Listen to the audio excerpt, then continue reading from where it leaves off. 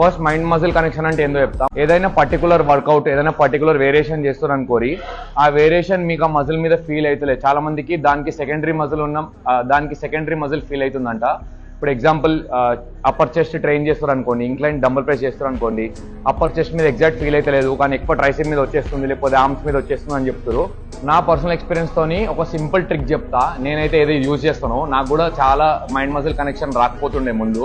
So మీరు ఏదైనా muscle train చేస్తారు అనుకోరి, ఆ మజిల్లో ఫస్ట్ ఐసోలేషన్ వేరియేషన్ తో స్టార్ట్ చేసి దెన్ ఏదైనా కాంపౌండ్ లిఫ్ట్స్ ఏదైనా మెయిన్ వర్కౌట్స్. ఇప్పుడు చెస్ట్ చేస్తారు అనుకోరి, ఫస్ట్ కేబుల్ ఫ్లైస్ చేయండి, అక్కడ మీకు చెస్ట్ మంచి యాక్టివేట్ అవుతుంది. దాని తర్వాత బెంచ్ ప్రెస్లకు డంబుల్ ప్రెస్లకు పోరి.